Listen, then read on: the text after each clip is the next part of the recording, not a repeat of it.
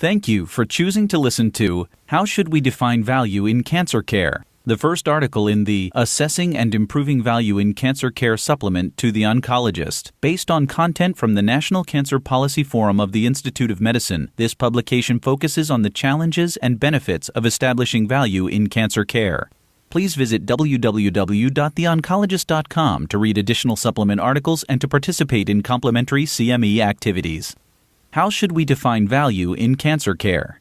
Introduction. One of the most enduring and controversial topics in medicine is the concept of what constitutes value in healthcare. Certainly, one element at the heart of our national debate about healthcare spending is disagreement about where we are currently wasting resources, paying for goods and services that offer little value, and where we should be increasing our resource commitments, high-value goods and services that patients underutilize. Nowhere is this issue more contentious than in the care of cancer patients. Spending for oncology services is increasing by 15% annually, faster than the overall rate of increase in total healthcare spending, and much faster than the gross domestic product. Despite this influx of resources, the death rate from the most common cancers has declined only modestly over the past several decades, much more slowly than that for cardiovascular disease, the major killer in Western societies. The rapid escalation in costs of treating cancer, combined with modest survival gains, suggests that we may be facing a value crisis in oncology. The purpose of this paper is to construct a definition of value in cancer care and to argue for the application of that definition in our evaluation of care for cancer patients. Before addressing these topics,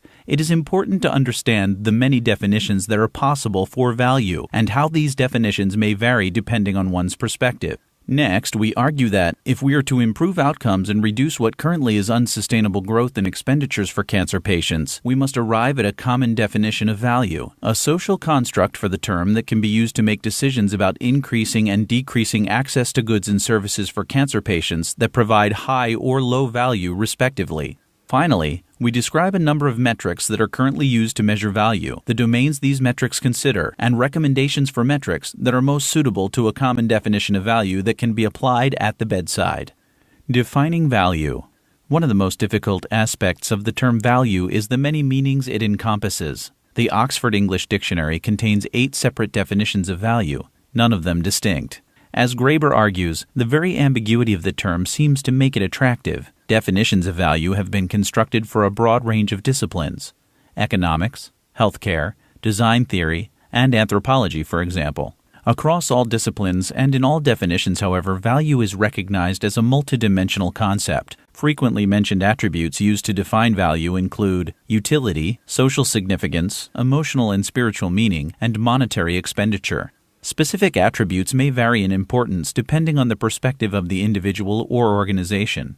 A number of organizations representing healthcare interests have developed definitions of value for healthcare. Table 1. For example, the Pharmaceutical Research and Manufacturers of America define value as follows. The value of new and better medicine stems not only from the improved treatment of disease, but also from a reduction in other healthcare costs, increased productivity, and better quality of life. Common attributes included in value definitions in healthcare include quality of life, productivity, and costs. Most take a perspective that incorporates, at a minimum, those of the patient and healthcare insurer. There is no definition of value that applies specifically to cancer care. One might question whether there are particular aspects of cancer and its treatment that warrant a special definition versus other acute and chronic illnesses. On one hand, some view cancer as unique among serious medical conditions. Most cancers can be life-threatening. Cancer treatments typically cause adverse effects that are more upsetting to patients, hair loss, nausea, than treatments applied for other diseases. Patients and clinicians fear a cancer diagnosis and feel a sense of urgency to treat it soon after detection. More people are diagnosed with cancer at an advanced stage than other chronic diseases, and these individuals are more likely to die from, rather than with, their disease. On the other hand, as we learn more about the pathophysiology, natural history, and treatment of cancer, it becomes clearer that cancer is a multidimensional disease, that some cancers are not as deadly as once feared, and that more aggressive treatment does not always translate into better quality of life or survival. For example, large cohort studies of watchful waiting for low-grade local-stage prostate cancer have demonstrated 10-year cancer-specific survival rates, 98%. The 5-year survival rate for most childhood leukemias exceeds 80%. With these issues in mind, we propose the following definition for value in cancer care. An intervention in cancer care can be described as having value if patients, their families, physicians, and health insurers all agree that the benefits afforded by the intervention are sufficient to support the total sum of resources expended for its use. Note that this definition compels parties with three different perspectives to agree. This is important because each stakeholder has important perspectives that the others lack, but each also has biases that may influence and potentially diminish the value of care delivered from the perspective of the others. Patients understand their own situation better than anyone and can express preferences most accurately. Because they have insurance, however, they don't pay the full cost of the goods and services they purchase and thus will consume more than they otherwise would, a phenomenon known as moral hazard. Physicians are in the best position to know the relative benefits and risks of a given therapy, but derive personal income and professional prestige from applying the newest treatments, even in cases when applying those treatments is of uncertain benefit to patients. We do not argue that physicians would knowingly prescribe a treatment that would make patients worse off than their current health, although at the extreme this could happen if patients are poorly informed and the physician is so motivated. In other words, physicians are tasked with acting as a patient's agent, but they are imperfect agents because they derive benefits from using technology that is, to a degree, independent of a particular patient's welfare. Health insurers are charged with the task of managing a pool of resources for their member clients, such that those resources maximize the health of the members. Health insurers thus have the perspective of the population and are more attuned to the reality of trade-offs. Spending more on one type of care means having less to spend on other care, given a fixed budget. Health insurers have long been caught in the crossfire between patients and physicians who want more access to new technologies regardless of cost, and employers or taxpayers who demand fiscal prudence such that funds are spent wisely. It is not surprising, then, that many health insurers have been early adopters of evidence-based medicine, EBM, because at its core, EBM seeks to determine whether there is sufficient evidence that a medical intervention actually achieves the outcomes that it purports to achieve. Establishing efficacy is the lowest common denominator on the road to assessing value.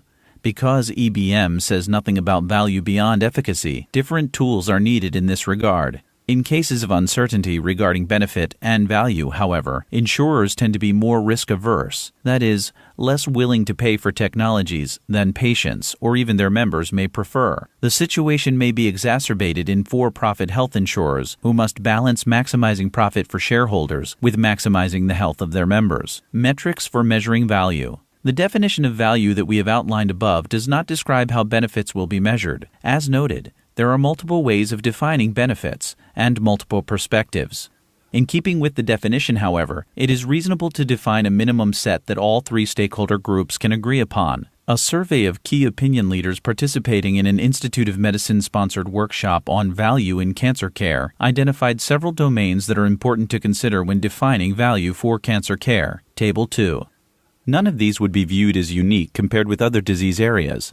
However, some may warrant particular emphasis in cancer. For example, compassion. A good argument can be made for 4 concepts: A. Survival, B. Quality of life, C. Cost, and D. Equity. Few would disagree that interventions in cancer that improve any of these concepts will be desirable in most cases, and potentially worth paying for. Some might argue that many people or institutions might not pay to improve equity, yet research suggests that individuals value equity even to the point of sacrificing other benefits, such as lives saved. How should these concepts be measured? Before describing some possible choices, it is important to note 2 generally desirable qualities of benefit metrics. First, the general manner in which benefits are described should be in absolute rather than relative terms. Absolute measures make comparisons of treatments much easier and avoid misperceptions of benefit.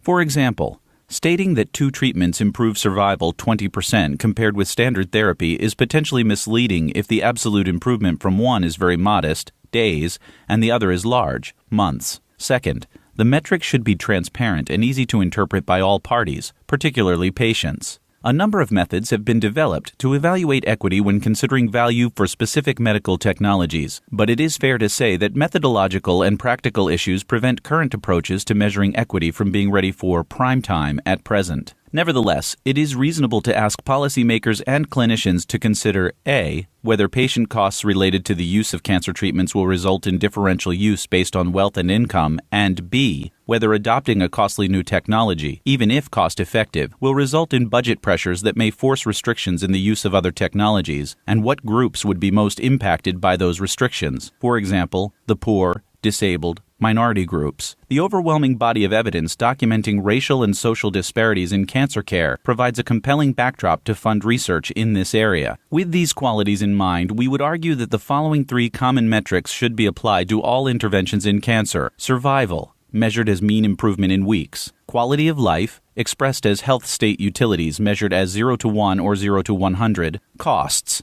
expressed as direct medical care expenditures from the point of diagnosis to the end of life. Overcoming barriers to making value, a standard part of evaluation for new cancer therapies.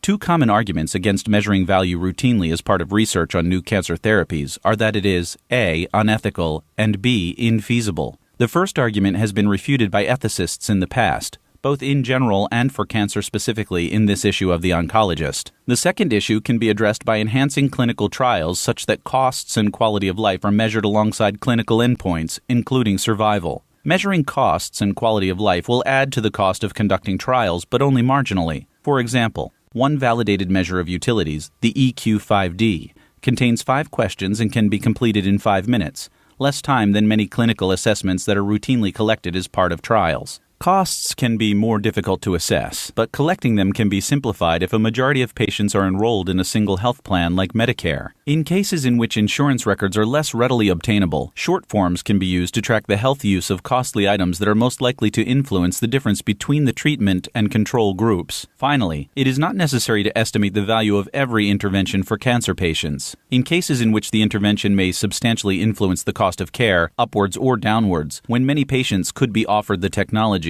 or when several alternatives are available and the relative benefits of each are uncertain, estimating value makes sense. For cases in which it is less clear, methods have recently been developed to help policymakers determine the value of information gained from possible studies. Conclusions. In face of limited healthcare resources and a rising national health budget, it is reasonable to consider value when making treatment decisions for cancer patients. Although there are many definitions of and perspectives on value, nearly all share the concept of looking at benefits as a function of resources, that is, costs, consumed. Value can be measured relatively inexpensively for new cancer treatments during the final phases of evaluating clinical efficacy, compared with standard therapy. Getting patients, physicians, and insurers to agree on a common definition of value will encourage the use of high-value services and provide a platform for discouraging the use of low-value services.